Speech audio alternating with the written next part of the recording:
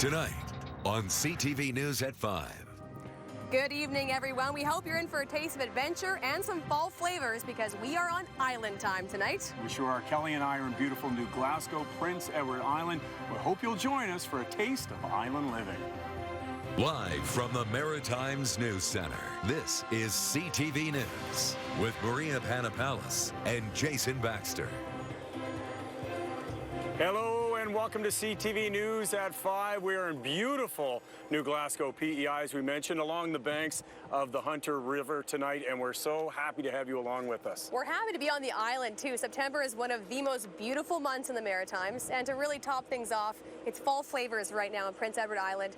We picked a good time to visit, Jay. We sure did. Well, fall flavors, it started on September 2nd. It runs until October 2nd. We've already had an adventure here today. We're going to share a lot of that with you, plus some live surprises coming up. So why waste time? Let's get things rolling. If I meet people, I'll chat with them and see where they're from, any information I can help them. And I do keep an eye out for hazards on the trail as well.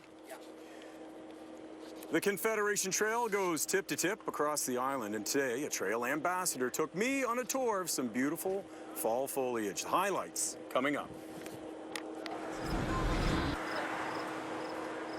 And making your one-of-a-kind village pottery. They've been spinning its wheels for more than 40 years, and coming up, I'm going to try my hand at an island tradition. And of course, we're just getting started. We have lots more here live from New Glasgow, PEI in just a couple of minutes' time. Right now, though, let's go back to Halifax and check in with Steve Murphy for a look at what's coming up at 6. All right, thank you, Jay and Kelly. Coming up on our newscast at 6 o'clock tonight, photos to show you of a man the police say is a person of interest in the latest homicide in Halifax. They say he is not a suspect, but they want to speak with him in connection with the shooting of a man behind a Dartmouth elementary school. CTV's Kayla Hounsell will explain here tonight on CTV News at 6. The new school year is underway and the reviews are in on the New Brunswick government's free tuition access bursary. Some people like it, others don't. About 13,000 have applied for it. Tonight we'll tell you how many have actually been approved and why some students are not happy with the process. And it was the event that shaped an era. Almost 15 years ago, 10,000 people were diverted to Halifax and Moncton during the 9/11 attacks in the United States. Tonight, I'll look back with some of the people who became very intimately involved after those very dark days 15 years ago. Now to the CTV Weather Center with meteorologist Cindy Day, and the air seems just a little cooler, maybe just a little drier. A little bit. Some people were hoping for, I think, a taste of fall right away. But this is not a very true cold front. It does bring the wind around to the west and wring some of the moisture out of the air, but it's still warm-ish. Right now, the warmest temperature in the entire country is in St. Stephen, New Brunswick at 30.2. Here's a look at some of the other temperatures. 23 in Halifax, 21 in Cheticamp. It was 29 in Sydney day before yesterday. So you can see temperatures have come down a little bit. The humidity is still high-ish, and so it feels like 31 along the Atlantic coast of Nova Scotia, 32 the feel-like temperature in Charlottetown, 35 in Moncton. And this is an 18-hour loop. The rain came through overnight. It is now pushing off Newfoundland. A nice ridge of high pressure is coming in to give us a good start to the weekend. Steve will talk about the entire weekend forecast and beyond in just a few minutes. Steve? All right, thanks, Cindy. First forecast with Cindy Day coming up here at 5:30. An update with the national conditions. Cindy's 7-day forecast is on CTV News at 6. And a bumpy start to the school year for some students in Nova Scotia. We have the story of one parent who says her children got lost in transit. Marie Adset here on how things all worked out in the end. On CTV News at 6 o'clock. After we get started here, back to New Glasgow, Prince Edward Island, and Jay and Kelly, and there must be some pretty good lobster right there in the immediate area in New Glasgow. Yes, Steve, there definitely is. It's kind of diced up. And Kelly, I'm excited for you, first of all, to meet Curtis Ellis here. And yes, because you're originally from the West Coast, you're going to get a little taste of the East Coast and certainly PEI right here. Curtis, there's nothing more East Coast than a good lobster party. And a lobster party almost always opens up with chowder. So what do you have planned for us tonight? Well, we're going to cook chowder, which is very similar to what we're cooking on Sunday afternoon at the lobster party on the beach. Tell us a little bit more about that. Where exactly is that going to be? It's in West Point, which is at the Provincial Park in West Point. And we're right on the water. We're steps from the water. and that's it, It's going to be a great time. It is going to be great. The weather's supposed to be great. Kelly, have you had real authentic lobster chowder since you've been here? Well, I mean, I haven't had it in PEI or cooked by you, so I have to say no. So I'm excited for this. Yeah, what she's saying, Curtis, is she hasn't. So take us through some of the steps here. Well, I've already prepped a lot of this, thankfully, because we're remote. And so we've got our potatoes, and I always put bacon in my chowder, and onions, and carrots, Yum. and onions. We'll save that dill for later. And the cherry tomatoes, and we're just going to saute that for probably about 10 minutes, and then we'll add some stock, water usually, and then I'll add my mussels. And then 20 minutes later, hopefully we'll have chowder. Oh, it's pretty simple. We're going to do a taste testing. It's going to be absolutely delicious. Tell us about, Charlottetown is your home base. Tell us about your restaurant. Well, it's in Charlottetown. It's on Water Street. It's a private restaurant. And we do private events. That's strictly all we do is private events in and outside of the restaurant. And that's it. Well, we're going to taste the chowder, and maybe Kelly and I will book something for a little later. How's that sound? I hope. That would be nice. Okay, so we're going to get you started and get you working here, and check back in for a taste testing right here in just a little while. No allergies, right? No. Oh, my None goodness, whatsoever. no. We're ready to go here. This is just sort of stop one here for us tonight. We have lots more planned coming up in the show in just a little while. We're going to do some pottery. We're going to eat some more. We actually are going to have a cheese tasting a little later in the show. I'm very excited Curtis, for if you that want to one. get on that action as well, I'm going to have to take a nap afterwards. I like my cheese, believe me. And we're also, see, I've earned it. I already got a little exercise earlier today, Kelly, Yes. as well, because we're out doing a little bike riding in beautiful PEI. Take a look at this.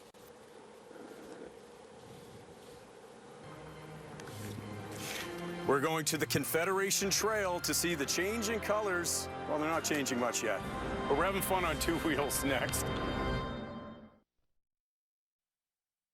One of these days, I plan on riding the Confederation Trail from tip to tip in PEI. I've always wanted to. It's not going to happen today, but I am going to get a beautiful little piece of it. We're here with Charles Easter, who is a trail volunteer along the Confederation Trail. And I've been excited for days thinking about this opportunity. Charles, tell us first of all a little bit about what you do as a trail volunteer. What's your job? Well, I'm sort of an ambassador. I mean, if I meet people, I'll chat with them and see where they're from, any information I can help them. And I do keep an eye out for hazards on the trail as well. If there's a washout or a tree down or whatever might take place, and pass it on to the trail coordinator. But normally there's not too much, eventful taking place. You just go out and you're away from traffic. You can just cycle away there and enjoy the scenery and the fresh air.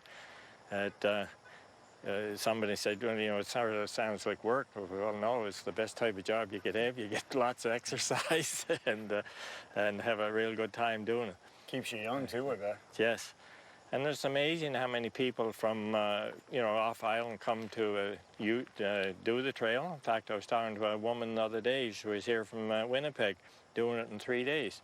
She did Tignish to the Summerside the first day, and she was in Hunter River when I was talking to her, but she was planning on finishing up in Mount Stewart, which would be another 100.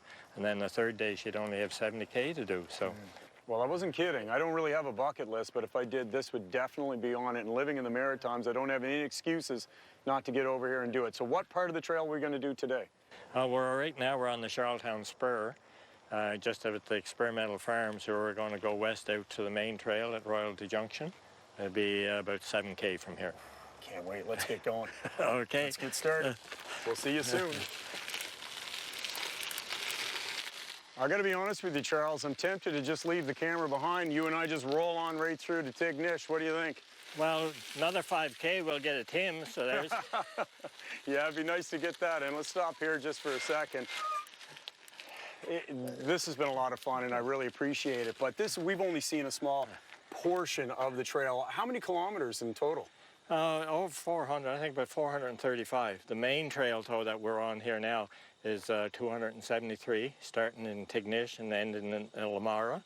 So that's 273, so that's a good day's run there. I would say. I bet you see people all walks of life, all kinds of people on the trail, different countries, different parts of the world. Oh, yes. Over the summer, this past week I was talking to people from here, from Ontario, Nova Scotia, and one couple from the New England states, so there's always people. And usually there's somebody here from Australia. I'm not sure, Australia seems like a long piece to come to bike a trail in Prince Edward Island, but nevertheless, people come to bike it, so it's a sort of a hidden jewel in my mind. It is. I can't wait to do it from tip to tip, from west to east or vice versa one of these days.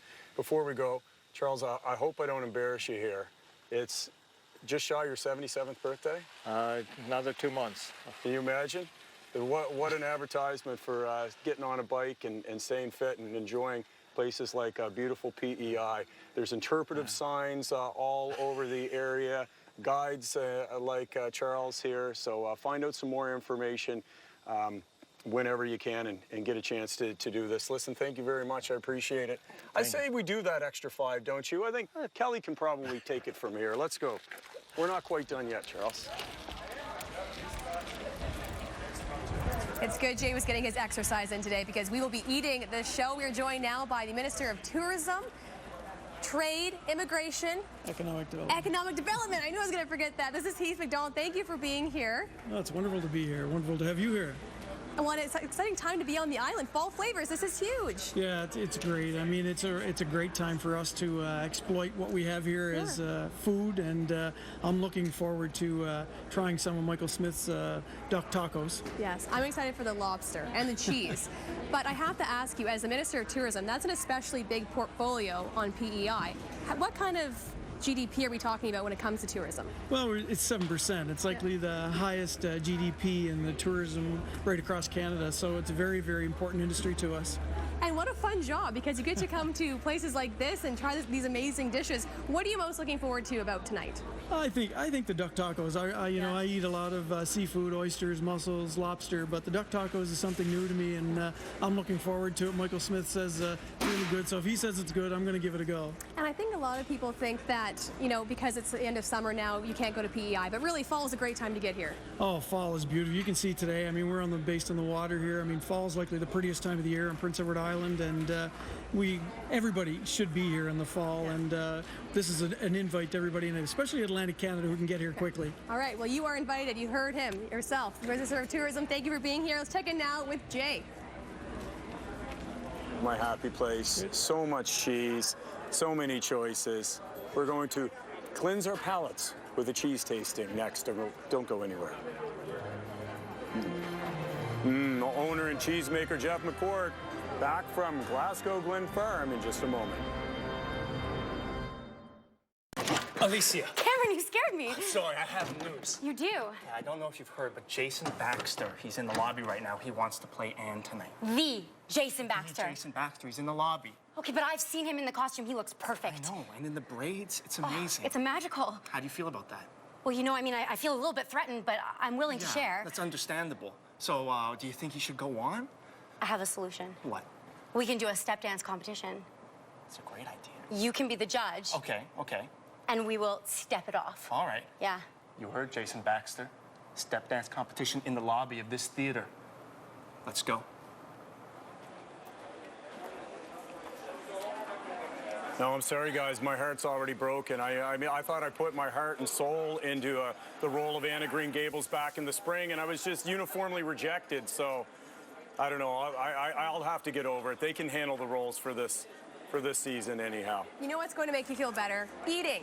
And specific cheese. It always makes me feel better. Exactly. So Jeff McCord is here from Glasgow Glen Farms. You are an owner and cheesemaker. Thank you for having us, and thank you for feeding us. Oh, hey, no problem. Glad to have you here. So what are we looking at? What's our spread situation? So we produce Cheese Ladies Gouda, which has been produced on PEI for probably the last 30 years. I want to do my due diligence here, Jeff, not to interrupt you, but which one is that? I better try it. Well, we have, Make sure it's okay, Jay. Yeah. all of them. So it's all Gouda cheese. We have 3 different ages. This is kind of a vertical tasting. This is our smoked mild, so real creamy, young cheese, nice smoky flavor, applewood smoke, kind of that melt in your mouth, makes a perfect grilled cheese sandwich. It's delicious. How long would it take to make something like this? We process it in a day. it takes about 6 weeks to ripen. Sorry, is this from your own cows? Not our own cows. We have a farm about a quarter-mile up the road. So it's local, so I better try some. What should I try, Jeff? So I would go this one, smoked mild. That's probably our #1 hot seller in the shop. I like to live on the wild side, though, Jeff. What would you recommend if I want something that perhaps I can't handle? For a little more mature palate, we're going to move. This is our beer cheese, right up your alley. Oh, yeah. I don't know how mature I am, but yeah. So this has been soaked in Sydney Street Stout from the PEI Brewing Company here, a local. So it's soaked for 2 days. That's delicious. And we age that for 5 months. So the creaminess, a little more flavor in the cheese is coming apparent, but the beer keeps it nice and creamy. The last one here on this end, this is about almost 2 years old. It's an onion red pepper flavored. As it ages, it goes into the closer to the realm of Parmesan cheese. Oh, yeah. So really, really flavorful. You lose that creaminess like we had in the 6-week-old, but you got a flavor pal. Really, just a real pop. Right away. So my 8-year-old daughter grates that on her eggs every morning for breakfast. Her palate is already very, very distinguished. So people can try this cheese too. How are you participating in fall flavors? We're scattered about the grilled cheese challenge. We're at the big barbecue coming up at the end of the month with Chef Mark McEwen. And tell us a little bit what's going on here, the tent. There's action all around us This is the Taste of New Glasgow. We have the best of kind of the area here tonight. We got 10 participating restaurants, all from local areas, all producing local food. So it's all, 95% grown in Queens County here. We have Chef Michael, of course, with the Fire Brigade. Michael Smith, chef. Yeah, so he's him and I worked together way back, so this is kind of a nice reunion for us. And we have some local talent. We have Lenny Gallant and Patrick Gledwell. Great music, great Jeff food. McCourt. Jeff, going to be a great time. Thank you very much, Chef, of course, from Glasgow Glen Farm. Oh boy, I think I'm going to have a cheese hangover by tomorrow morning, but that's a good thing. Let's check back in now with our good friends Matt and Anna, all back in the studio in Halifax. What a shame. What a shame is right. Oh my gosh, I know. Why did we get invited? Cheese, cycling, golf. They're having all this fun on the island, and we're stuck here in the studio. That's okay. Thanks for the invite, guys. That's right. All right. Well, since we are here, we are happy to introduce you to the Maritimers who are marking milestones this evening. Let's get started with a 50th anniversary for the smiling couple, Linda and Joe Doucette of Bathurst. Joseph Lionel and Anita Godette of Memramcook, New Brunswick also said their I do's 50 years ago. Congrats. Tonight is a golden anniversary for Lloyd and Gwen Lowe. You'll find them in Milton, Nova Scotia. And lastly, we're wishing a very happy 100th birthday to Catherine Chisholm of Windsor Junction, Nova Scotia. Happy birthday, Catherine. Yes, congratulations to everyone celebrating tonight. And of course, to see your milestone again, just head over to atlantic.ctvnews.ca. I feel like many are being inspired tonight from watching Jay and Kelly eating cheese and wanting to have a nice time. Yeah, really. I'm going to remember that next time I go to Prince Edward Island. They're not getting the invite. They're off the list. It's true. Well, and speaking of celebrations, 2017 marks the 150th anniversary of the birth of this nation. And to celebrate, CTV is inviting Canadians from coast to coast to take part in a groundbreaking film called Canada in a Day. Yeah, I want to get involved with this one. Pick up your phone tomorrow, Saturday, September 10th, and take a video. And those videos will be compiled into one major feature film. It will broadcast on CTV as part of the celebrations July 1st, 2017, and will be created entirely by footage from Canadians shot in one day over 24 hours. So cool. I know. I hope ours make it in. So you can upload your clips here at canadainaday.ca. Oh, I'm excited. Something tells me Jason's and Kelly's might feature them eating a bit of cheese, maybe? Maybe. I don't know. I don't know. Cindy's will probably have something to do with the weather, though, I'd imagine. And the Canadians. Yeah. That's right. Thank you. I've got a beautiful Montreal Canadian stepping stone in my garden, thanks to one of our wonderful viewers. So perhaps I will be sitting in the garden. Tomorrow's going to be an absolutely beautiful day. more comfortable than it was today, or is right now. In some places, the humidity is still very, very high. Central and southern regions of New Brunswick especially so. The wind is slowly, and I mean slowly, turning to the west and northwest, and that's ushering a slightly cooler, drier brand of air. Now, don't get me wrong, I don't want to mislead you. It's not going to be chilly tomorrow. It's in fact going to be a degree or two above normal, but it is not going to feel quite the same. This tropical air mass is heading off to Newfoundland, and so while it's going to be a little bit muggy, it's a different kind of muggy entirely. It's a more typical summertime muggy. Well, a little bit muggy today in New Glasgow. Oh, isn't this beautiful? And not New Glasgow, Nova Scotia. It's beautiful too, but this is New Glasgow, Prince Edward Island. We're on the grounds of the PEI Preserve Company, and it is breathtaking. The greens are very green. They did get a little more rain on the island than we did in parts of Nova Scotia and New Brunswick. We'll talk about rain. There's some of that in our weekend forecast. Those details are coming up next.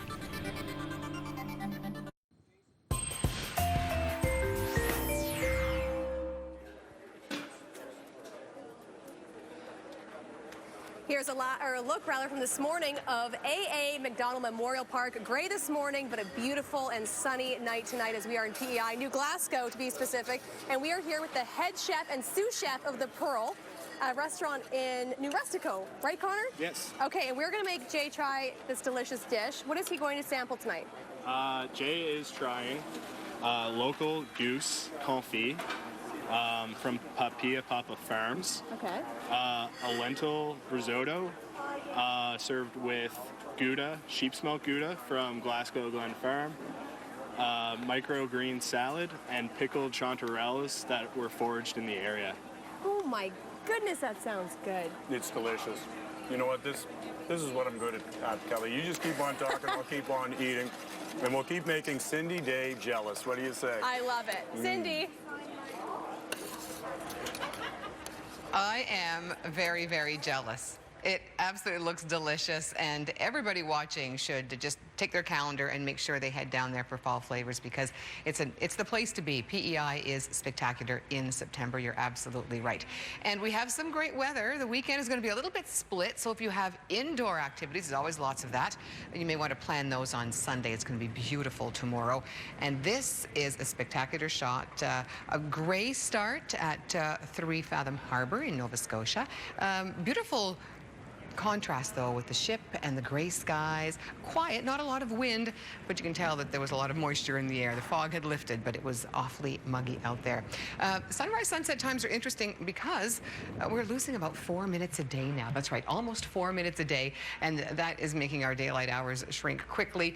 We wish we could hang on to more of that daylight, but get out there tomorrow early in the morning and enjoy what's going to be a beautiful day. So we had breaks in the cloud cover early on, and the cloud redeveloped a little bit. So a mostly cloudy day for parts of the Maritimes. At times the sun broke through. Now, when the sun did peek through those clouds, the humidity was still high enough that the humidex climbed very, very quickly. So it still felt quite humid in some places. Fredericton down towards St. Stephen, very, very muggy. High humidity across PEI as well. But, you know, some people on Facebook are saying, don't complain too soon, because before you know it, we'll complain about the snow and the cold. We're watching this incoming high-pressure system now that tropical air mass is moving off to Newfoundland. The high-pressure cell will bring clearing through the evening and a beautiful clear night, a great night ahead for backyard astronomers. So you might want to get out your telescope, binoculars, or just go outside and have a look at the beautiful canopy or the canvas overhead. The high-pressure system comes in with a light west to northwesterly circulation. The next rain system is starting to come together west of the lower Great Lakes, and that system is going to bring us some wet weather on Sunday. So tomorrow, no rain.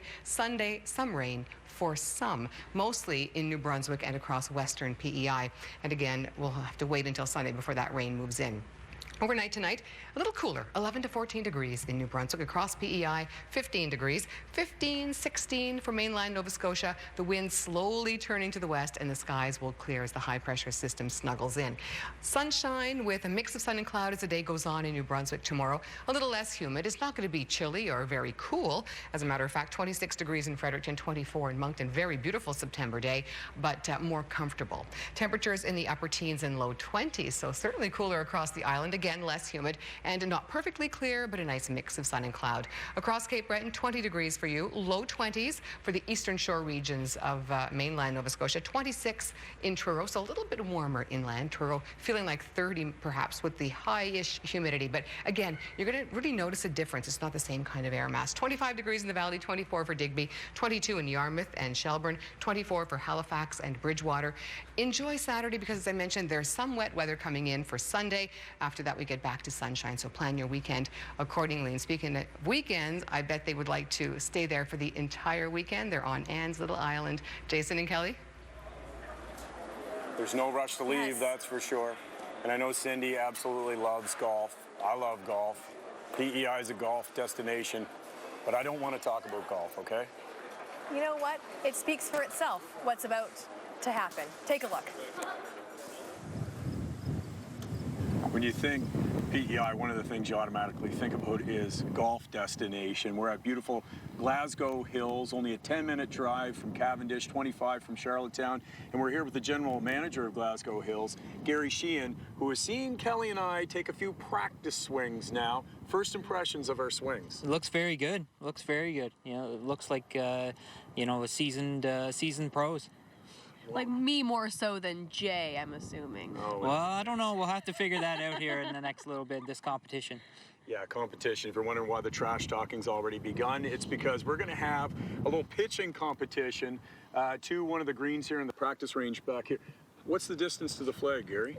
You're at about 90 yards from this tee. How's the wind going to affect us, though? So the wind will help you, which is a good thing. So it'll help you going from right to left. Okay. So we're going to aim a little bit right of the flag. All right, ladies first. No pressure, Kelly. Okay. You can let me know how I do, okay? All right. Is this a one-shot deal? No, we're going to get 2 balls each. Okay. We get a mulligan, just in case. Okay, I like it. All right. Oh, you show off. Oh, the wind's taking it, though. Oh! Oh, the wind didn't help her there, did it, Gary? Too much muscle. First shot was long and wide to the left. A little bit of pressure here, still 90 yards out. Second shot in the air, it looks good. Actually, it looks a little too good for my liking. Oh! Oh! Oh! She hit the flagpole. You're up, Jay!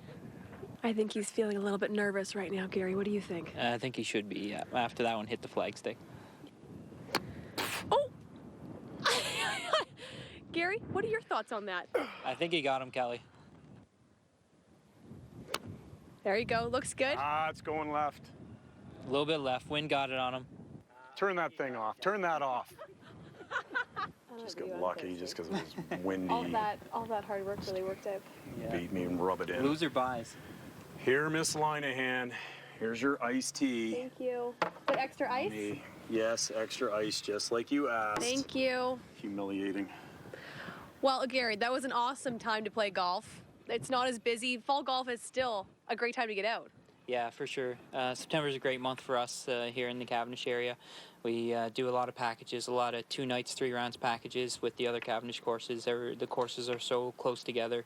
Lots of things going on with fall flavors and Shellfish Festival later in the month. So yeah. So Jay has a lot of time to practice this fall, which is good. Apparently I need it. You're so modest. She doesn't rub it in at all. One second. Gary, listen, we really do appreciate you having us here. Glasgow Hills is an absolutely beautiful course. Just green and lush, really hilly as well. So thanks for having us here, and best of luck with the rest of your season. Yeah, thanks. My pleasure. Thanks for stopping by. By the way, okay, you beat me at one. This isn't over. This challenge isn't over, okay? Okay. So you beat me at golf. What about muscle sock tying? I'm not too confident in that. In that? Oh, perfect. Because guess what we're doing right after this next break? A little muscle sock tying contest. Don't go anywhere. I'm going to go practice right now in the kitchen.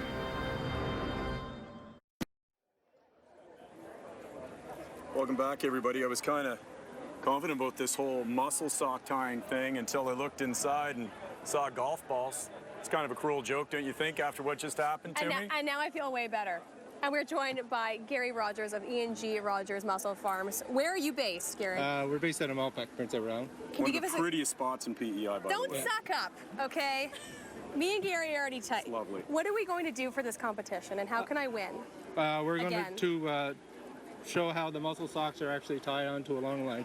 Okay, can you give us an example before we take a little break here? So we just going to be a half hitch. Hey, Kelly, what's that over there? Is that a seal? What? So you just, it's a simple half hitch. Seal of all things? So the trick is to do it really quick. Oh, now I wasn't watching because I was actually One more time, one more time. Thanks, Jay. No, for me. So over. Over. Over. And over. Over. And over. And over. And that's tied. Over. And then that's tied. Okay. So you guys are going to have a contest, right? Okay. How many we're going to have to tie here? 3. 3. Each. So we'll do 3. Okay. All right. We're busy. We can't. It's too much to think about right now. Let's just check back in with Matt for a while. Over and over and over. Matt. It was supposed to be a friendly trip to the island. Turned out to be some pretty fierce competition, I'd say. Let's take a look at our web poll results from last night. We asked you, do you keep up with the latest technology? So here's a look at the results. 2% said, yes, I have to have the newest electronic device. 40% said, I update my technology when I need to. 21% said, I'd like to, but I can't necessarily afford it. And 37% said, no, I couldn't care less. Thanks to everybody who took the time to weigh in on the website. All right, there's still much more to come from Prince Edward Island, but first let's check in with Steve Murphy for a look at the news headlines. It's turning into American Ninja Warrior over there from the look of it, Matthew. All right, coming up on CTV News at 6 tonight, photos to show you of a man the police say is a person of interest in the latest homicide in Halifax. They say he is not a suspect, but they do want to talk to him about the shooting death of a man behind a Dartmouth Elementary School. We'll have the very latest on this on CTV News at 6 tonight. Also, this new school year is underway, and the reviews are coming into the Gallant government's free tuition access bursary. Some people really like it, some people don't. About 13,000 have applied for it. Tonight on CTV News, we'll look at how many have actually been approved and why some students are just not happy with the process.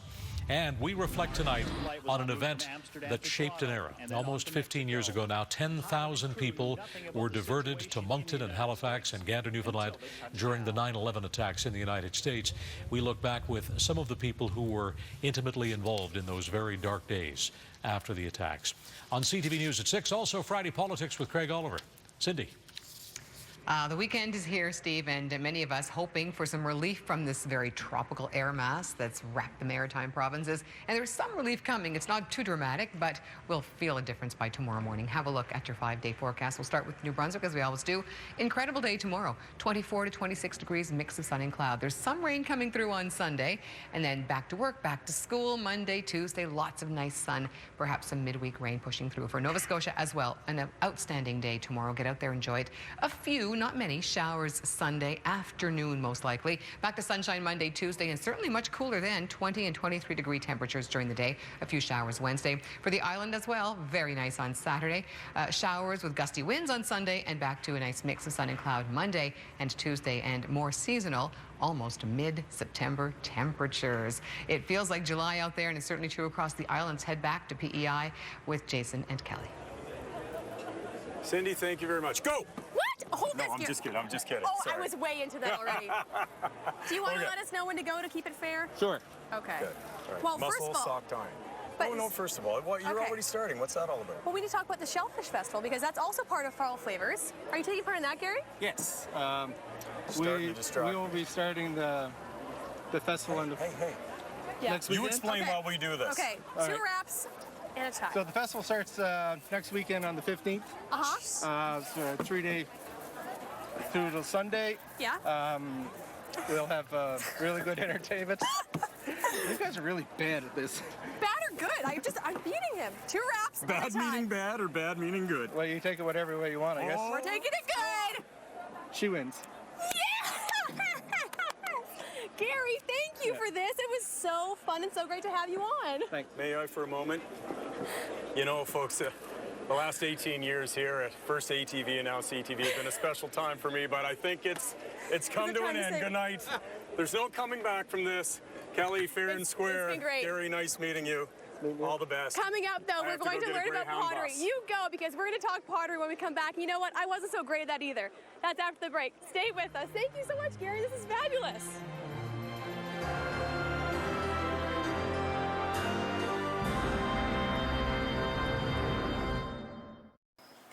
Well, this is the coolest thing ever. I am watching pottery being made right in front of my eyes at Village Pottery. Suzanne Scott, this is a generational thing for you and your family, right? You've learned from your mom and dad. Yeah, I learned from my mom. Just mainly over the last 5 to 10 years. It's been a bit of a process, but yeah, we've been in business over 40 years now. Unbelievable. Always in New London, PEI? Always in New London, yeah. The building itself was picked up and moved a couple of times. It was down on the corner, but for the last 25 years it's been here. This building was picked up and moved. Yeah. And it is a beautiful building. I always suggest anyone that is in PEI to come here. It is full of things that you've made yourself or your parents or other local artisans, right? Yeah, there's 13 different potters' work. There's weaving and jewelry. And on the second floor we have an art gallery as well, so there's a little something for everyone. I don't know if I help you with this bowl, if it's going to make it onto the shelves, but I'd love to try. Well, do you want to start the next bowl then? I'll get it started for you. I'm going to center it for you. Okay.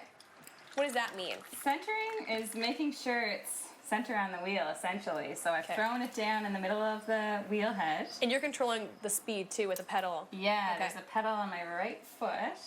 And I'm starting off pretty fast to begin with. Okay. Bracing my arms and putting my elbows against my knees. So you're going to do the hard part for me, thank you. And I get to come in and just learn on the fly. How long did it take you to master this? Because you put a number of beautiful mugs and bowls here, and they're all fantastic. But one of a kind still. Yeah, we've got a lot of different colors and all sorts of things here. So for me, I'd say it took like a good 2 to 3 years to really get the hang of it. Okay, well I have 3 minutes. All right, so let's see what you can do. Can I pop over there? Yeah, it's all you. Okay. So you're going to start by going down the center with your thumbs really gently and kind of angle them up high. You need to make sure you have lots of water. Because we don't want to go all the way through, otherwise we're going to have... We'll have a hole in the bottom. Donut, Fail. So. Okay, yeah, we don't want to fail at our first bowl. Okay. You can slow it down a little bit now. Okay. So just bring Lead the wheel foot. back. Yeah. Yeah. Looking good.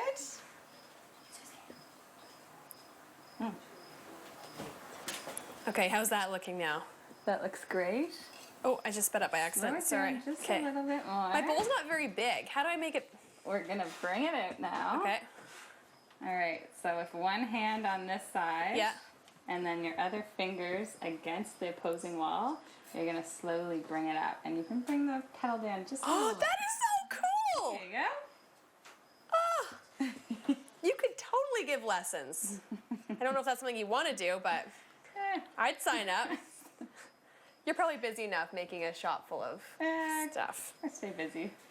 It's fun to do it every once in a while. So bring it back up again. Get a nice little bowl going on here. It's not very deep. Is that okay? You might want to go down a little bit more. Okay. This is high stress, but I'm sure you find it, like, do you find it relaxing at this point? Just Yeah, it is. It can be stressful, but once you get into the groove, it is pretty relaxing and fun. Okay, well, I don't know if this is going to make the shelf, but thank you so much for showing us this. Come by to Village Pottery in New London, PEI. Meet Suzanne, then take home one of her beautiful mugs. Thank you so much, Suzanne. This is awesome. Thanks for coming. Well, the bowl isn't, but this was.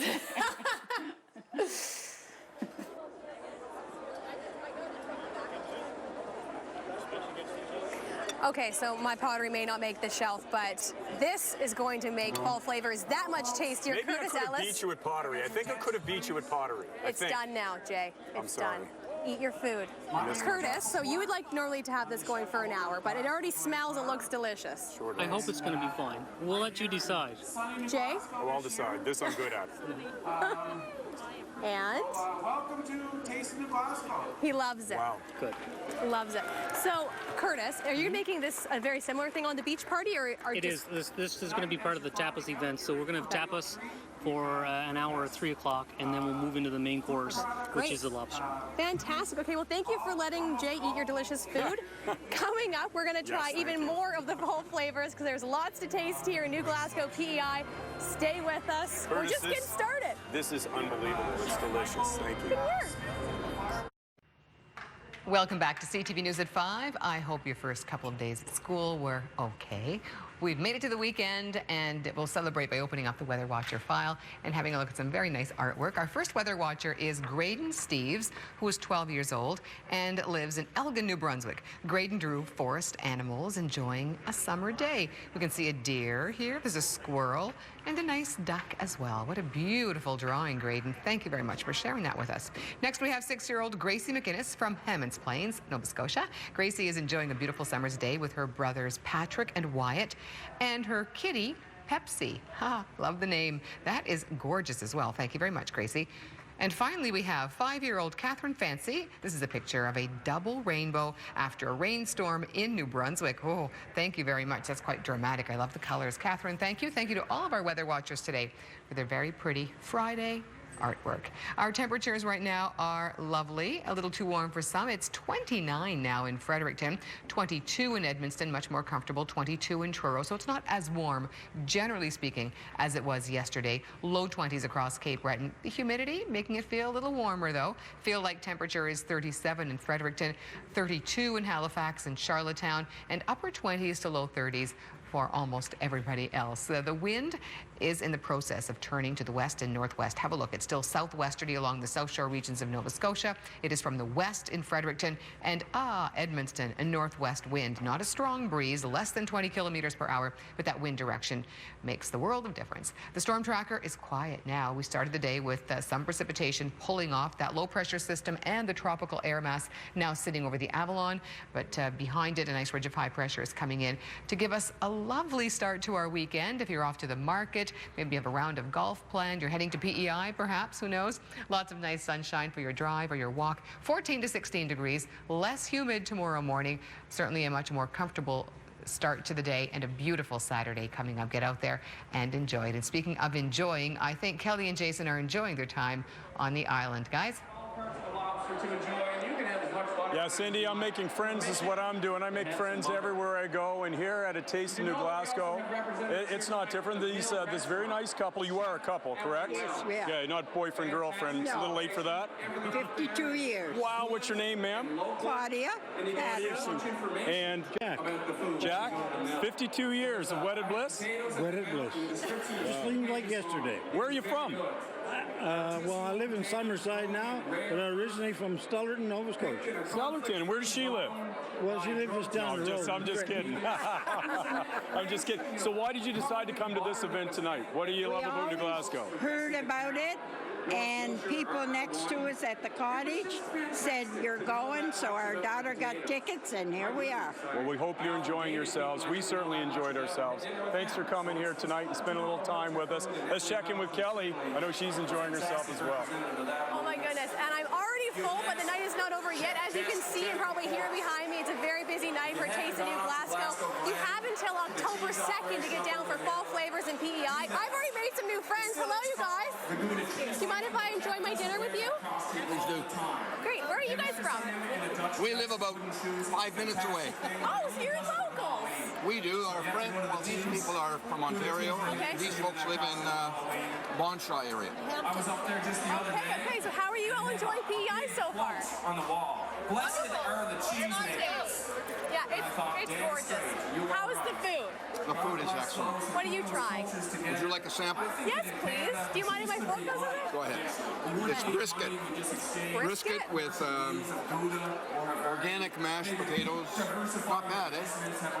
I'm staying here. Jay, back to you. That's good. Kelly, check out the lineup on this side of the room now. When we first started at 5 o'clock, the room was a little bit empty. Not the case right now. You can't see, but this lineup actually goes all the way out the door. And see, this lady is looking for when she gets in there. Like, would I be in trouble if I sort of try to sneak in line here right now, guys? Oh, they're nice people in PEI, aren't they? Where are you guys from? New Brunswick. New Brunswick? What part? St. Stephen. St. Stephen. Okay, anyways, nice to meet everybody here. We're having a great time here tonight. Remember, folks, you can go to atlantic.ctvnews.ca to find out lots more about fall flavors. Time to say goodbye, Kelly. Let's check back in with Matt and Anna. Where are the oysters? They really do make friends wherever they go. I'm starving now. If you try to cut in line in front of me for food, he wouldn't have a hand left to pick any food. It's true, and you look down on him because he's quite small. All right, here's your primetime lineup for tonight. 7 o'clock, we have E-Talk. 7:30, The Big Bang Theory. 8 o'clock, Blue Bloods. 9 o'clock, Motive. Shark Tank at 10 o'clock. CTV National News at 11, and all your local news at 11:30 with Amanda Debbison. And then coming up Monday on CTV News at 5, take a hike. It's a beautiful time of year for hiking throughout the Maritimes. We'll give you some inspiration for your next outdoor adventure when we lace up our hiking boots. That's Monday at 5 on CTV. Oh, looking forward to that. Certainly a fun show. Maybe more so for Kelly and Jason. Yeah, we really weren't that involved, were we? That's all right. News continues right now with Steve. All right, thank you, Matt and Anna and Jay and Kelly. And now for this Friday, September 9th, live and local. This is CTV News at 6. Tonight, they just want to talk. Police seek a person of interest in a Halifax area homicide. A person of interest could be a witness. They may have witnessed an incident and have information. Free for all. Students say free tuition plan isn't free for everyone. To an extent, it feels like they're doing this to be able to say that they're giving free tuition to people who can't afford it. And friends in need, remembering the unexpected visitors of 9/11. I think 11 planes with over 2,000 passengers ended up at the Moncton International Airport. Live from our Maritime News Center, this is CTV News. Here is Steve Murphy. Good evening, everyone. Leading off here tonight with the photos police say contain a person of interest in Halifax's latest homicide. So far, there have been no arrests in the death of a man who was found behind a Dartmouth elementary school last week. CTV's Kayla Hounsell has been looking into this afternoon. In the photos is not a suspect. They just want to talk to him. They have obtained surveillance video from a convenience store. These stills are taken from that video, but they have not been able to determine the man's identity. So tonight they are appealing to the public to help. The convenience store is near John McNeil Elementary School, so investigators believe the man was in the area at the time of the shooting. 48-year-old Ricky Walker was found near the school on Lehman Drive just before 3 a.m. on September 1st. He later died in hospital and his death was ruled a homicide. Now, to be clear, there is no other evidence to suggest the man in the photos has any information other than that he was in the area at the time. A person of interest could be a witness. They may have witnessed an incident and have information. Or a person of interest may just have information and they may not be a witness per se. And police say they still have no suspects in this case. They're just hoping the man in these photos will come forward or that someone who knows him will recognize him, Steve. All right, we'll be following up on this, of course. Thank you, Kayla. CTV's Kayla Hounsell in the news center to lead us off tonight. We're getting some insight now into how well New Brunswick's free tuition program is working. When it was announced back in the spring, it was estimated about 7,100 students would benefit from it. CTV's Laura Brown has been checking into how many actually have benefited. I do have mixed feelings about it. Student Marie Mead says she applied for the free tuition access bursary but didn't qualify for it. Her parents' income was over the $60,000 cutoff. To an extent, it feels like they're doing this to be able to say that they're giving free tuition to people who can't afford it. The free tuition announced in the spring has undergone some criticism similar to Mead's, but the Minister of Post-Secondary Education says it's working, and he has numbers to back it up. We have over, 13,000 people who apply for student financial services, and so far, what we've seen, we've processed half of those applications, and about 35% of those are eligible for the tuition access bursary program. So that's about 2,000 students that Arsenault says will be getting the bursary, and there will likely be more once they process the latter half. The provincial government set aside $25 million for this program, but Arsenault says if they happen to go over that, that's a good thing. He says they'll find the money because they'd rather students be staying in the province for their education. We're just going to continue to make sure that as many people can benefit from it. So I'm not worried about if it does bust that budget or not. He also said improvements will be made as the program goes on. Likely too late for Marissa Brown. Right now I'm in my 5th year of university, so at this point student loans are starting to rack up. So to me it's like at this point it would benefit me majorly if I could get it. She says she wishes it didn't depend on your parents' income. The UMB's student union says they have been hearing that some students are confused about how to apply, but overall they're pleased with how it's been going. So, Steve, you can hear there some mixed reactions still when it comes to this bursary program. Now, I did speak to Arsenault about some of these concerns, and he said he's hoping to improve the program as it goes on, and he's going to be consulting with various groups and organizations this fall to see what could be improved. Steve. All right, Laura, thanks very much. CTV's Laura Brown for us tonight in Fredericton. The new school year got off to a scary start for a couple of families who've come forward to us with their stories about problems with busing. In one case, youngsters were put on the wrong buses, causing alarm when they didn't get home on time. In another case, a communications mix-up. CTV's Marie Adset explains. Stock Transportation's slogan is "On the Journey of Learning," but some parents say it has been a bumpy start to the school year. I was panicked. I was bawling my eyes out. My child was missing and I couldn't talk to anybody to find her. Katie Caden says coming home from school on the first day, her 5-year-old son got put on the wrong bus and was 20 minutes late. Then her 7-year-old daughter didn't show up at all. I tried calling Stock and I tried calling the school. It would be an hour later before she found her daughter. My daughter told me that her and 2 other boys were giving the bus driver directions because she was lost. Katie didn't get a chance to talk to the driver. She says her child was dropped off at a crosswalk near her house. And she says it isn't the first time. 3 years ago, after moving to the area, her older daughter was dropped off at the wrong location. She was found an hour later crying on the side of the road. Tony White worries that could have happened to his child this morning. If I hadn't been there, I'm not sure what would have happened because my oldest got on the bus and sat down and my youngest had to get off. White says the driver told him he was no longer driving children to a second school as in years past. But White says that wasn't communicated to parents. I think better communication for sure. I mean, if my kid's not going on the same bus she goes on every year, I think it's important that they somehow get that information out to the parents. He ended up driving 3 children, including his own daughter, to their school and says he's still waiting for confirmation of their schedule.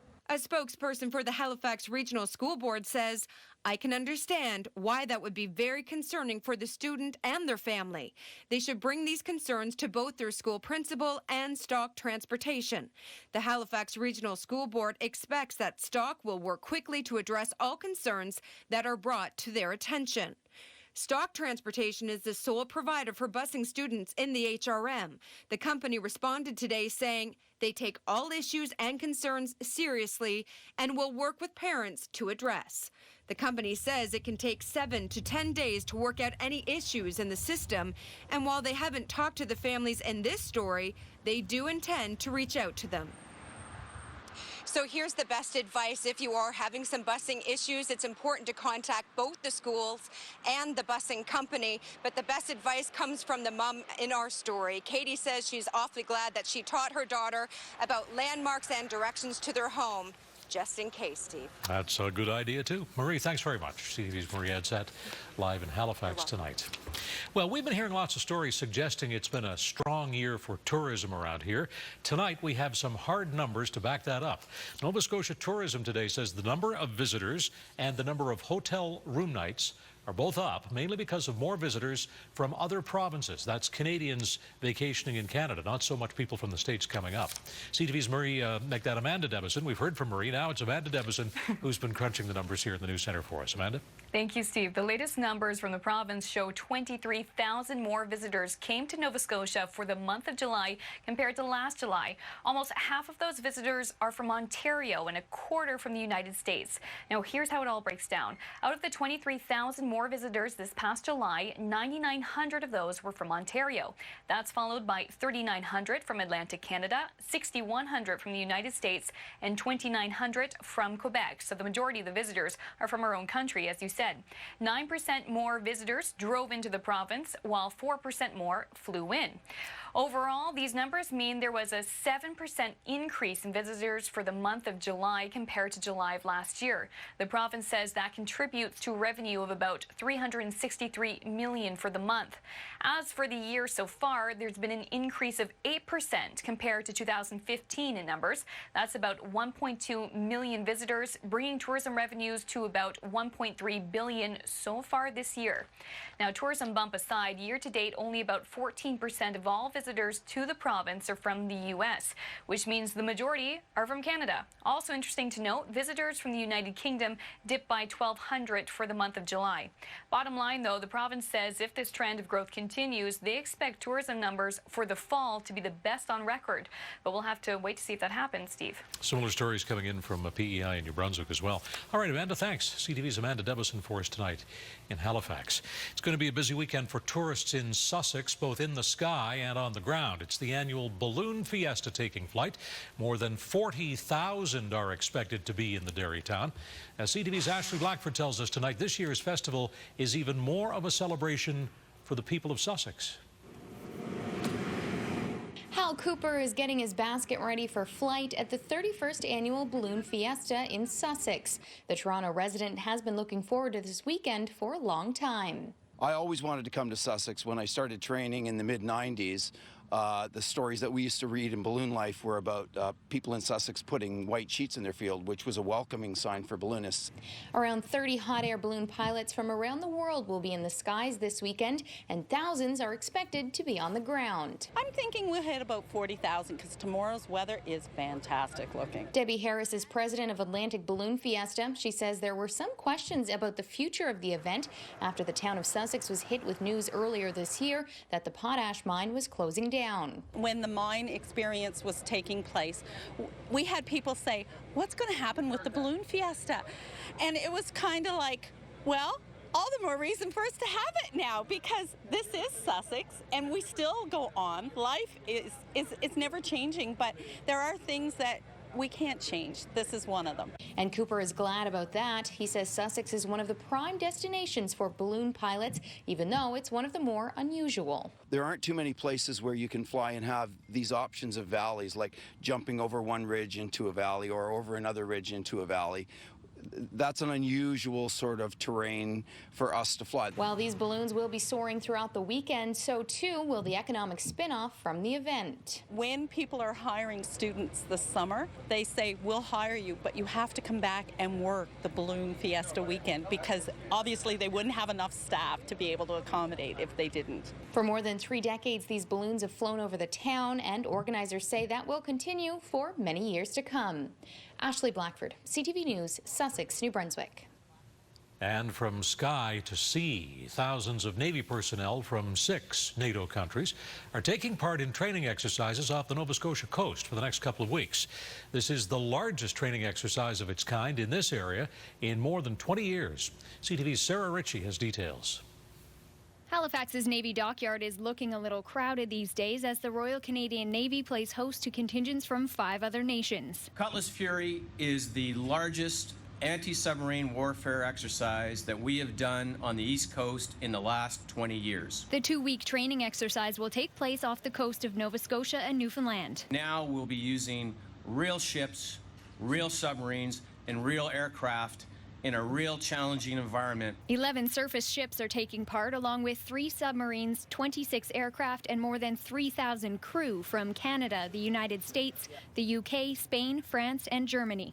Participants say this kind of cooperation between NATO nations is important to build combat capacity. We can go out there around the world and work together without any concerns that we can't cope with what we come across. Building trust is an important part of the exercise too, but it's not all work. We're going to be doing some sporting events, and those can typically get a little bit competitive, as you can imagine. So I'm hoping I don't have too many injuries. Canadian crews regularly travel overseas for training operations, but Cutlass Fury 2016 provides Canadian Fleet Atlantic with an opportunity to lead an operation.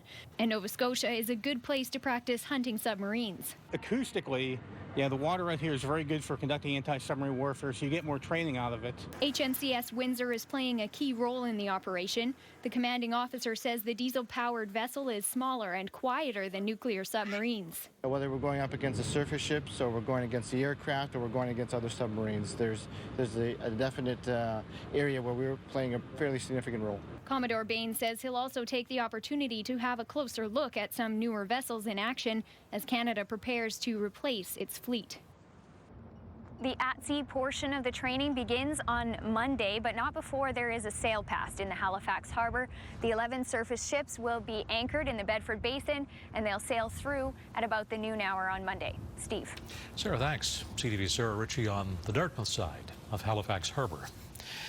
group of motorcyclists from Nova Scotia are now on their way to join that motorcade accompanying a 250-pound steel beam on its way from New York City to Gander, Newfoundland. That beam was once part of the World Trade Center South Tower. Gander, of course, fed and housed almost 7,000 passengers on 9/11 when the planes they were on diverted to the international airport there. This beam is a sign of appreciation. Our small part to pay tribute to the men and women who fell during that disastrous day. The convoy is on its way to Cape Breton and should be reaching Gander by September 11th to mark the 15th anniversary of the attacks. 10,000 people from all around the world were diverted into Moncton and Halifax after the 9/11 attacks, of course. And this was something that nobody here was ready for, although everyone, from emergency officials to members of the general public, stepped in to help. And now, as the anniversary of the terror attacks draws near, thoughts are returning to that day in September, 15 years ago. Here's CTV's Jonathan McInnes. Within an hour of the first plane hitting the World Trade Center Tower, Transport Canada was calling emergency officials in Moncton. I remember being called up to the city manager's office because of my background in fire, and we got the first news from our director of EMO, John Elaine, that there's an urgent request for planes to be landed in Moncton. The original request was for 40 planes, but that number was reduced to 11, carrying more than 2,000 passengers. Thoughts turned to what to do with everyone. Shelter was set up in the Moncton Coliseum. Brian Murphy was the mayor of Moncton on September 11th. On the day the planes hit the Twin Towers, he was part of a delegation conducting city business in Ireland. We were stuck over there not knowing what would be happening over here or in the world, and we weren't, I suppose, in any danger, I suppose, in the west coast of Ireland, but it did feel like the whole world was in danger. It seemed like that in Halifax, too. Chris Farmer now works in Moncton, but he was a duty manager at the Halifax International Airport at the time of the attacks in New York and Washington. At an airport, you usually have emergency plans to deal with situations, be it a crash, be it a medical emergency, a bomb threat, or whatever it is. Something like this, there was no emergency plan for, so it was really making things up as you went along. 8,000 passengers were cared for over the next few days, but Farmer vividly remembers the last diverted plane taxiing to the runway for the flight home. It was an American Airlines flight, and they had a Canadian flag stuck out of the window. The pilot had those little handheld Canadian flags. The terrorist attacks of 9/11 threw the world into chaos, but through that chaos, lifelong bonds were formed between the passengers who were stranded here in the Maritimes and the people who took them into their homes. Well, my wife, like everybody else, lined up at the Coliseum and took two couples in from England, and we've maintained very close contact with one of those couples. Every September, the families exchange phone calls. They talk about their children and their lives and the events that brought them together 15 years ago. Jonathan McInnes, CTV News, Moncton. In this weekend's web poll, we're asking, 15 years after 9/11, do you think it is now time to ease up on airport security measures? The options are yes, the restrictions go too far, or no, it is better safe than sorry, or maybe on some but not on others. And this poll will be on this weekend at atlantic.ctvnews.ca. Following up now on a story we had here a couple of weeks ago about a unique help wanted ad offering a job and some free land in Cape Breton. The response to this has been simply overwhelming. Thousands of inquiries, and now 3 keen workers all the way from BC are ready to make the move to the East Coast. CTV's Kyle Moore has the follow-up. A job opening at the Swaikagama market with the incentive of free land has gone viral. More than 3,500 applications have been received and more are still coming in. There's people from Australia, there's people from China, there's people from England and different parts in Europe, even countries I have to look up on the map to see actually where they are. After weeks of searching through the inquiries, McLean sent out questionnaires and conducted interviews via Skype, finally hiring 3 people, all from British Columbia. They will arrive in 2 weeks. The first person we selected is a single mom and her daughter. Her daughter's 10 years old, and she is originally a mortgage broker. And they're coming from Vancouver. The second people that we chose was a family, and they have 2 young children, a boy and a girl. He actually lost his job this year, and they decided to kind of leave the rat race of Vancouver behind. And then the final couple is a married couple. Melody Ferguson is in charge of scheduling at this farmer's market, a task that hasn't been easy this summer with a short staff that's been run off their feet. There's only four adults right now for the deli, so 7 days a week, it's hard to spread those out. And if you were not one of the applicants that were chosen, don't be so disappointed. The owners here say they have more jobs to fill this spring. And the offer of land, well, that comes along with it as well. As part of the deal, those hired have to work at the store for 5 years. They'll receive the usual salary, and it's up to them to pay the legal fees for the land. But that isn't stopping people from applying. What we're going to do is we like to line up everybody that we would like to come for the spring and send out those offers by, the first or second week in October. McLean says they'll be looking for people with a positive attitude and a good fit for their small community. Kyle Moore, CTV News, Waikagama, Nova Scotia.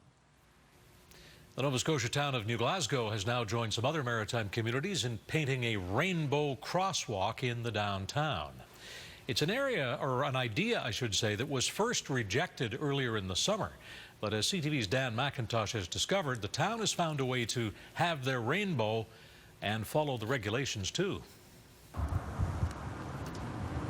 The skies may be gray in New Glasgow today, but this new 12-meter-long rainbow crosswalk is shining brightly for the LGBTQ community. This is a fabulous opportunity for the town to show its true colors, with no pun intended, but this is a fabulous way of showing support. The crosswalk was requested back in June by New Glasgow's UNESCO Race Relations and Anti-Discrimination Committee. We've always wanted to be viewed as being very, very open, very sincere, very welcoming, engaging, and that's just who we are. A proposal for a rainbow crosswalk in the town of Stellarton was rejected earlier this year by their chief of police. He said it might cause confusion and went against national standards. The national guidelines for all traffic signs and markings are set by the Transportation Association of Canada. New Glasgow police say their crosswalk would not have been approved if it wasn't at a parking lot. This particular design was only approved to go to the entrance to a commercial parking lot area.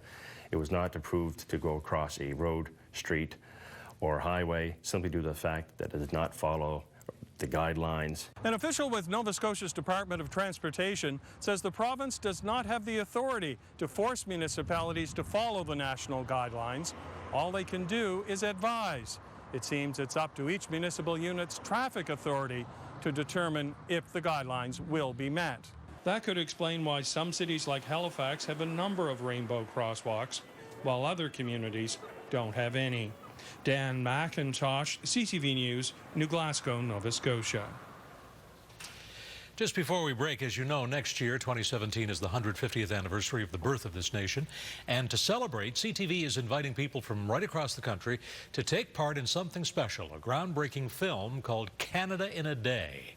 You can be part of it, and it's easy. All you have to do is pick up your phone sometime, anytime tomorrow, Saturday, September 10th, and shoot a video.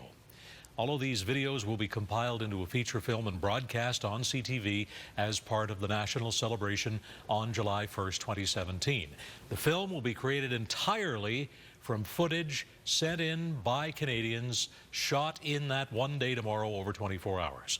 After you shoot your video, just upload it to Canada in a Day, that's all one word, CanadaInAday.ca.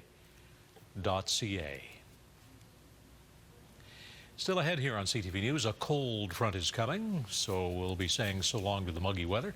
Meteorologist Cindy Day has forecast details coming up. Also ahead here after 6:30, we review the week in politics with CTV Ottawa's Craig Oliver. But coming next, North Korea bulks up its nuclear storehouse. North Korea says it's hit the button on its fifth and potentially most powerful nuclear test. Back with reaction to that next. Big sell-off on the markets today. Toronto down more than 256 points, 14,539 and change. Venture off almost 10 today, just over 812 at the close. Look at the Dow with a sharp drop of more than 440 points. NASDAQ off 158. Nikkei was up by 7 before all of this began in North America. London followed the North American markets with a decline today as well. Dollar off 65 100s at 76.7 US.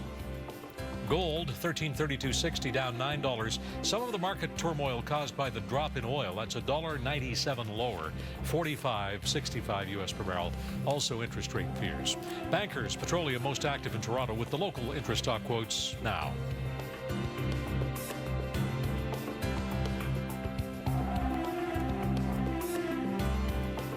The nation's economy created more than 26,000 jobs in August. The unemployment rate ticked up, however, to 7%.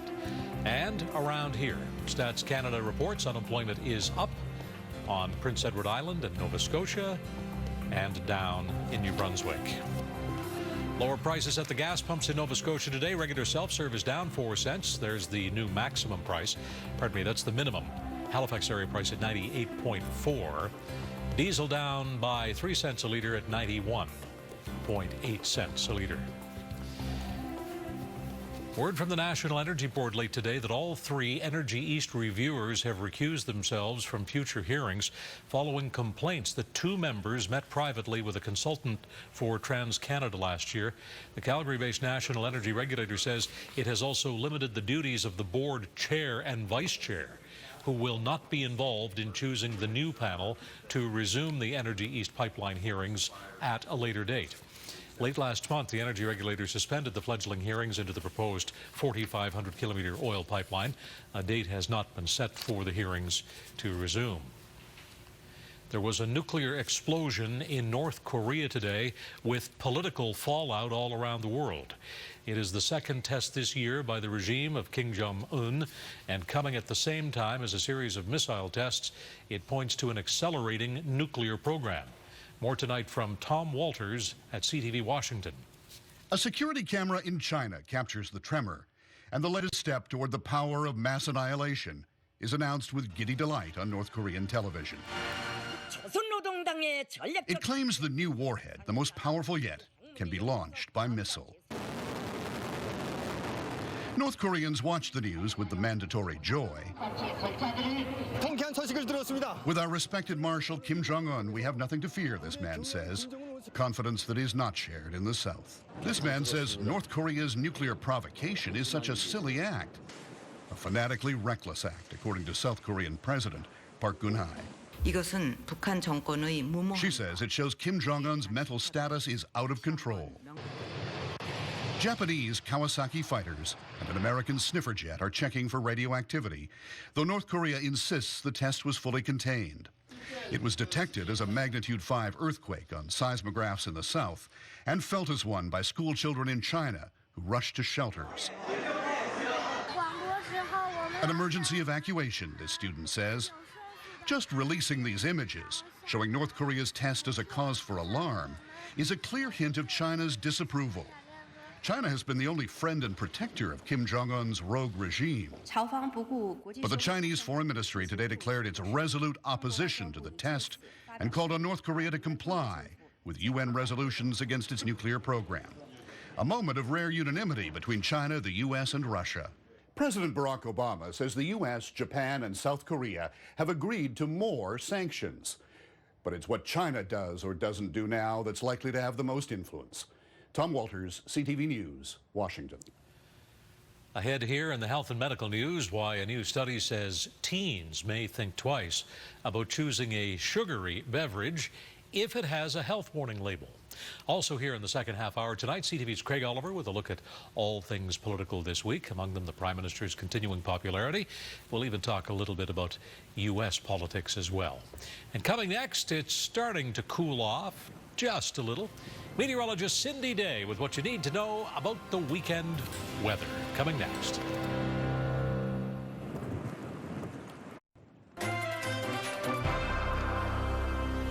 You know, it was a little overcast, but still a very pleasant day along the popular and beautiful Salt Marsh Trail in Cole Harbour, Nova Scotia. Well, that is gorgeous. And I know that our show was a little bit tight for time, so we're not going to linger on that shot too long, because if this was a euchre game... Are you directing the show? I'm directing the show now, Leo. Stand back. If this was a euchre game, I could trump you with this picture. Okay, let's do it. Salt Marsh is beautiful. All Not right. as beautiful as... Wow. Oh. I win that hand. So this photo was taken last Saturday by Barry Burgess, who's counting though, at 10:34 in Colchester County. Now, the location is a little bit of a secret. There's a group that have abandoned buildings in Nova Scotia. They call themselves Abandoned Nova Scotia, and they're photographers, and they go take photos. So this photo was taken somewhere in Colchester County.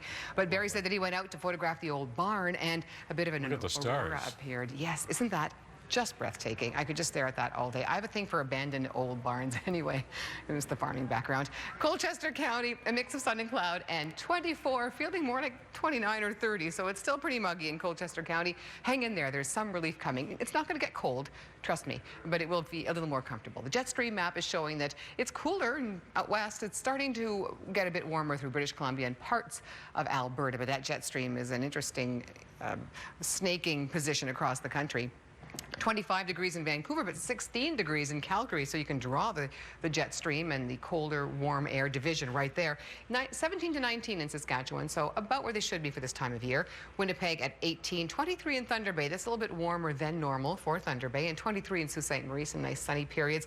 Temperatures are quite warm through southwestern Ontario, eastern Ontario, western Quebec, not as muggy as it has been. Some relief, and that's the relief that's coming to the Maritimes. So if you have a friend in Ottawa or Toronto, call them and see how much better it felt. They're probably not going to say it's cold, but it's more comfortable. Pretty hot and sticky along the eastern seaboard. The wind has shifted, so they're not getting that cooling off the water. Our temperatures, 23 to about 28 degrees, feeling more like 32, 33 when you factor in the humidity. So the last of that rain associated with the tropical moisture is moved off to Newfoundland. A nice ridge of high pressure is building in behind that, and the high pressure system is going to become our main weather maker. Behind the high pressure cell, the next system comes in as early as Sunday. So everything is traveling, as you can see, fairly quickly from west to east, and that's Sunday's rain. More rain for New Brunswick than Nova Scotia or PEI, so we'll talk about that in just a moment. In the meantime, we have clearing skies well underway. 11 to 14 in New Brunswick. The fog is lifted. The humidity is starting to come out of this air mass. 15 degrees across the island, 15, 16 for mainland Nova Scotia and Cape Breton. A nice clear night ahead. Mix of sun and cloud, a little less humid, but still warm. 26 in Fredericton, 24 in Moncton, a little cooler across the north, but it's still going to feel like summer, trust me. Upper teens, low 20s, a mix of sun and cloud across the island. A beautiful Saturday for everyone, much the same for Cape Breton. Low 20s for you. Up to 26 in Truro, so a little more heat for the western half of mainland Nova Scotia. 25 degrees in the valley, 22 for Yarmouth and Shelburne. The wind a little bit off the water there, so some relief to be found. So let's have a look at your 7-day forecast. Sunday, we see that rain pushing through. Perhaps 5 to 10 millimeters, not a very well-defined system, a little more across the north. Beautiful start to the week. Everybody going back to work and back to school, back into a routine. Midweek Wednesday, some rain, 20, and then cooler after that. Look at the drop in temperature. For Nova Scotia as well, only a few showers on Sunday, not a great deal of rain, I'm afraid. A mix of sun and cloud, beautiful start to the week. Some showers on Wednesday, and then 18 degrees Thursday and Friday. Pretty chilly, almost chilly. And for the island, too, we have some showers and gusty winds on Sunday. A nice start to the week, and some midweek showers pushing through. Still no rain for western, southwestern Nova Scotia, where it's so badly needed. Cindy, thanks, and please come back, as I know you will, before we're through here at 7. In the interim, a tribute to the first responders on the 15th anniversary of 9/11. Also in the health and medical news, some advice on how to avoid over-scheduling your kids as they head back to school. Coming next, though, the Prime Minister's plan to get Canada back into peacekeeping. One of the subjects with Craig Oliver in Friday Politics. Next on CTV News at 6.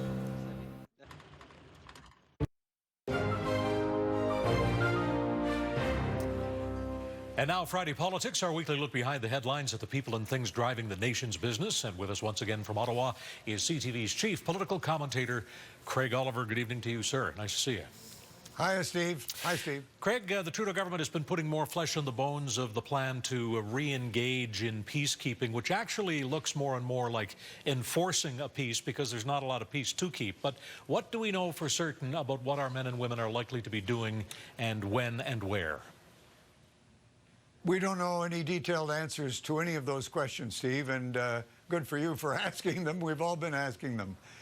the government's taking its time pouring out the details.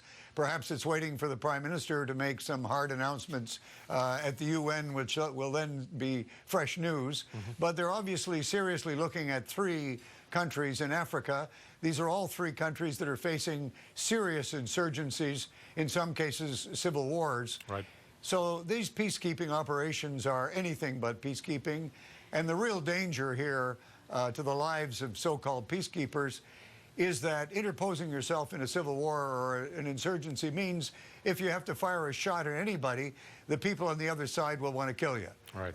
So these are very dangerous operations. We'll be following it up, of course. Prime Minister Trudeau is back from China, still riding high in the polls. I see he's on Vanity Fair's best dressed list this month. Any signs whatsoever, Craig, that the Trudeau honeymoon is waning? No, on the contrary, in the last couple of polls in the last week and a half, the government's up to almost 60% approval. Wow. It has a majority approval in every province in the country except Alberta, including in Quebec. And 20% of the people who voted for the NDP last time are saying they'll vote for the Liberals in the next election. Wow. They are eating up the NDP vote. So they've never been riding so high.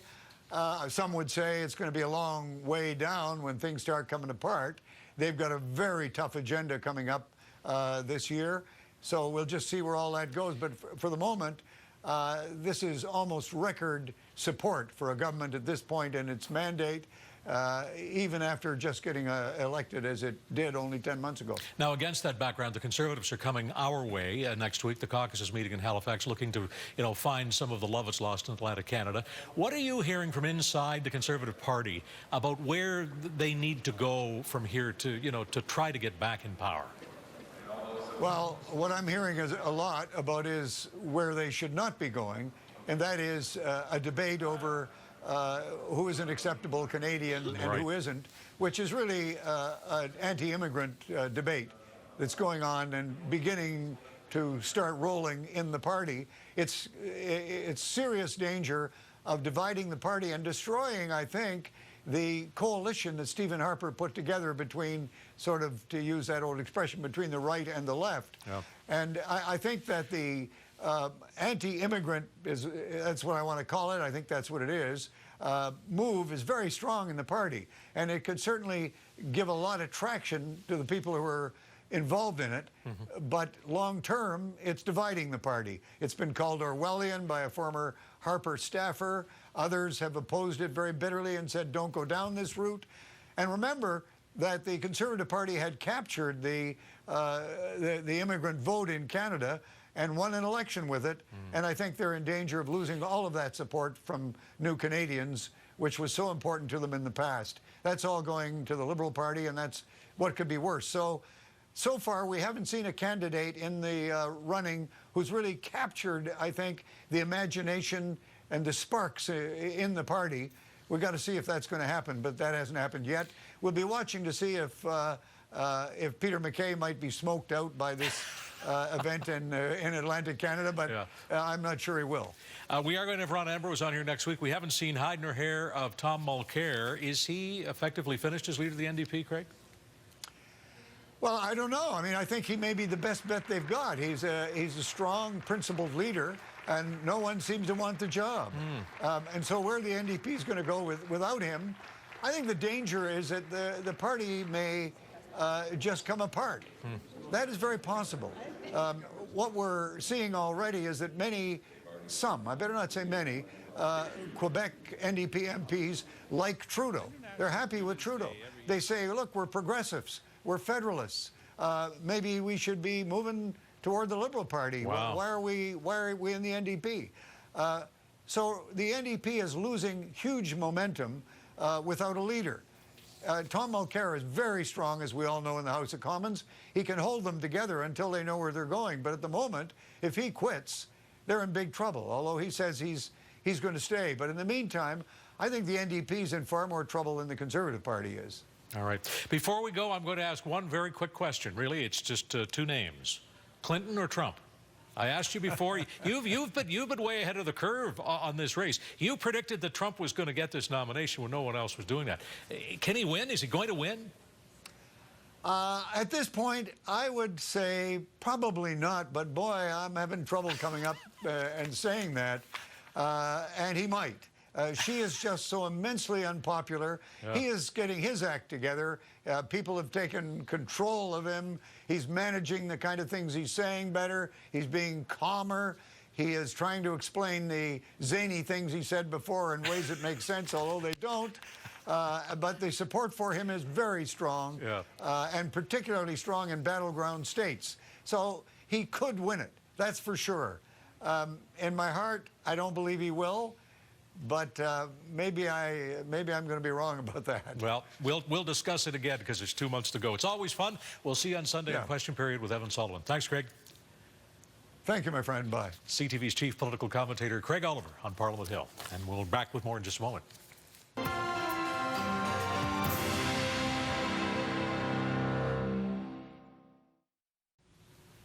In the health and medical news, a new study says that teens may think twice about choosing a sugary beverage if it has a health warning label. That's one of the topics with CTV's Priya Sam in the Lifeline.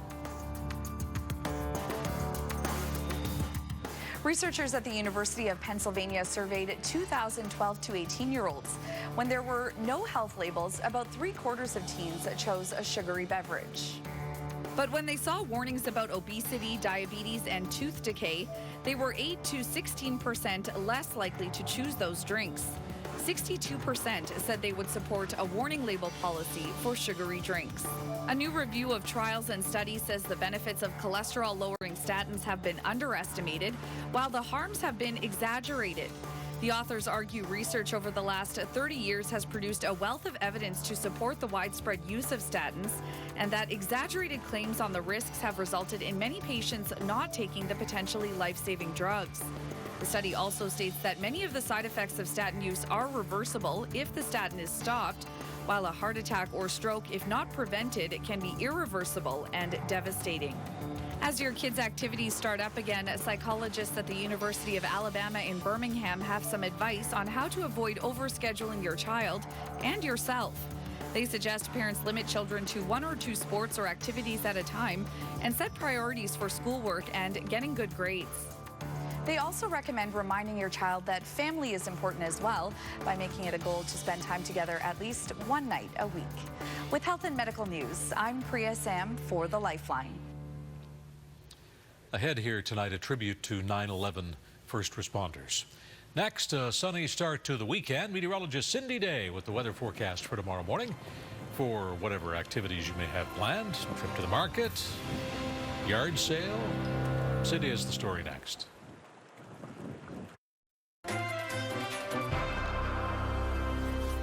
Lovely evening there in Halifax Live Eye, Georges Island, and lots of activity in the Halifax Harbor. 6:53 is the time.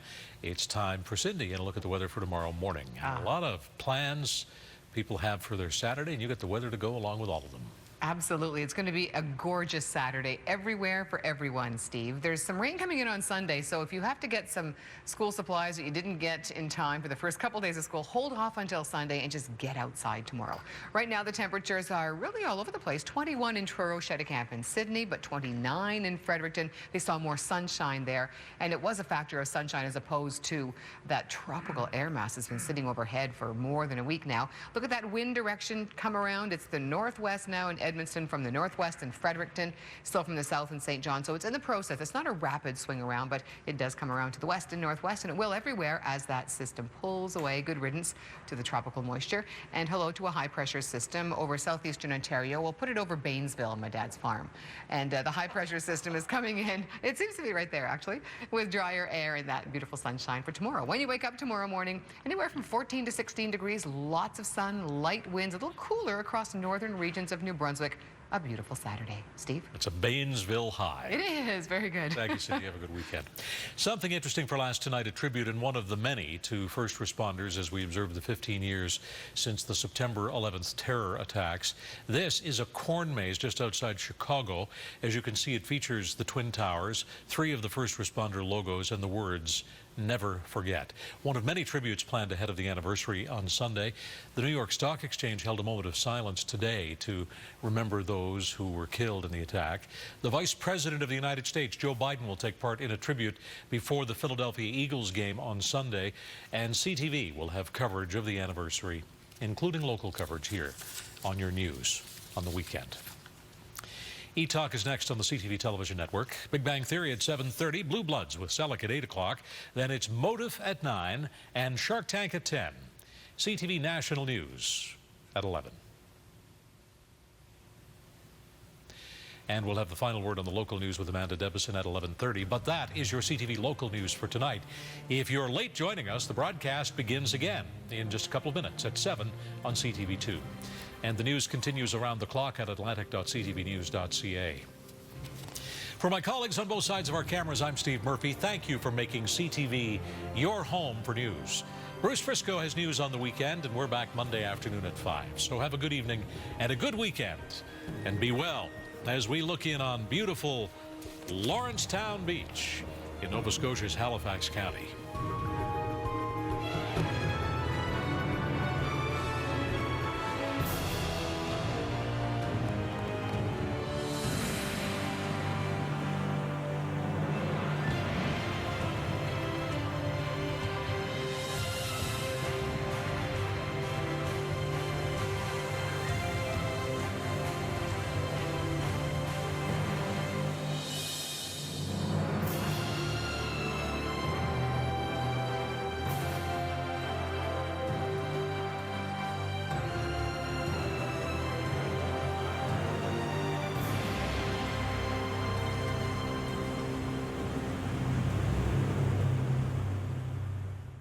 CTV News, the Maritime's #1 newscast.